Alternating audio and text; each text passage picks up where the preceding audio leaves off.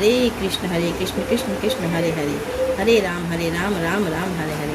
आज हम पढ़ने जा रहे हैं पुरुषोत्तम मास का चतुर्दशम अध्याय। चिंताग्रस्त राजा दृढ़धनवा की कथा को आगे सुनाते हुए श्री नारायण जी ने कहा, इस प्रकार चिंता करते हुए राजा के पास दिव्य रामचरित्र काव्य के रचयिता श्री वाल्मीकि ऋषि पधारे। राजा ऋषि को आया देखकर खड़ा हो गया और उनके चरणों में प्रणाम किया तथा आसन पर विराजमान कर पूजन किया। राजा महर्षि के चरणों को गोद में लेकर धीरे धीरे सहलाने लगा। तत्पश्चात राजा धनवा ने महर्षि वाल्मीकि के चरण स्वयं पखारे और फिर उस जल को प्रसन्नता पूर्वक अपने माथे पर छिड़ककर उस तोते के कई वचनों को याद कर मधुर स्वर में महर्षि वाल्मीकि से पूछने लगे। राजा धनवा ने महर्षि वाल्मीकि से कहा, हे भगवान, आज मैं कृतकृत्य हो गया हूँ, भाग्यवान हूँ जो आपके दर्शन हुए। ये संसार को पवित्र करने वाले महर्षि, मैं आपके भाग्य की कैसे प्रशंसा करूं। श्री नारायण जी बोले। इस प्रकार उन महात्मा से प्रार्थना करके राजा चुप हो गया। ऋषि वाल्मीकि जी ने कृपा पूर्वक राजा की ओर देखा। राजा से मुनि महाराज बोले, हे नृपश्रेष्ठ, इस प्रकार की नम्रता के कारण तुम धन्य हो। हे राजन, तुम चिंतित दिखते हो, अपने हृदय दुख को कहो, देर मत करो। दृढ़धनवा बोला, आपके चरणों के प्रताप से मैं हर प्रकार से प्रसन्न हूँ, किंतु मेरे हृदय में एक बड़ा संशय है, वही तीर के समान चुभ रहा है, कृपया उसे दूर कीजिए। मन में किसी तोते के मुख से वचन सुनकर यह संशय पैदा हुआ है, इसे मैं सुनाता हूँ। मैं एक बार शिकार खेलने घोर वन में गया। वहां घूमते घूमते मैंने एक तालाब देखा। वहां जाकर थके प्यासे मैंने जल पिया और कुछ समय के लिए मौन बैठ गया। राजा से ऋषि बोले, हे राजन, तुम अपने पूर्व जन्म का चरित्र सुनो। हे राजेंद्र, तुम द्रविड़ देश में ताम्रपर्णी नदी के तटवासी सुदेव नाम के एक ब्राह्मण थे। उस समय तुम धार्मिक, सत्यवादी तथा जो भी प्राप्त हो जाए उससे ही प्रसन्न रहने वाले वेद के अध्ययन में रत तथा विष्णु भक्ति में लगे हुए थे। गृहस्थ धर्म में तुम्हारी पत्नी भी सुंदर, चतुर और गुणवती थी। तुम्हारी पत्नी गौतम महात्मा की पुत्री गौतमी नाम से प्रसिद्ध थी।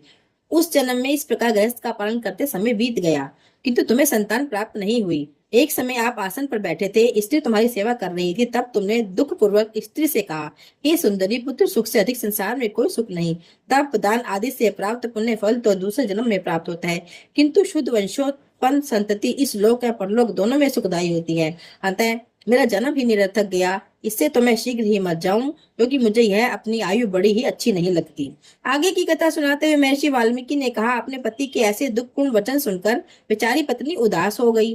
धैर्य धारण कर समझाती हुई प्रेम पूर्वक बड़े मीठे वचनों में बोली, हे प्राण प्रिय, आप सरी के भगवत भक्त को इस प्रकार मोहित नहीं होना चाहिए। आपने ये बड़ी छोटी बात कही है, आपको ऐसा नहीं कहना चाहिए। सत्यवादी और धर्मपरायण, आपने स्वर्ग जीत लिया है। आप ज्ञानी होते हुए भी पुत्र सुख को इतना क्यों तरस रहे हैं। राजा चित्रकेतु भी इस प्रकार पुत्र शोक से जब दुखी हुआ था, तब उन्हें महर्षि अंगिरा तथा श्री नारद जी ने ज्ञान दिया था।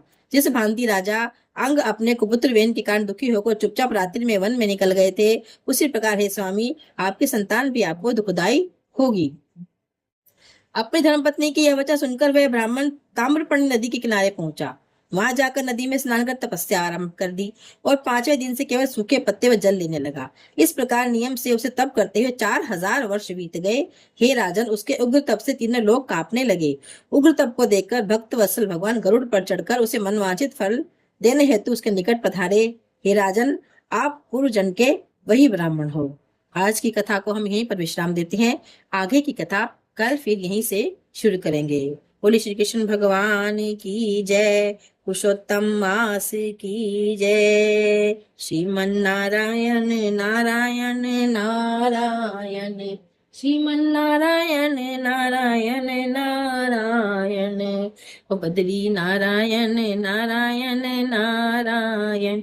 हरे कृष्ण कृष्ण कृष्ण हरे हरे, हरे राम राम राम हरे हरे।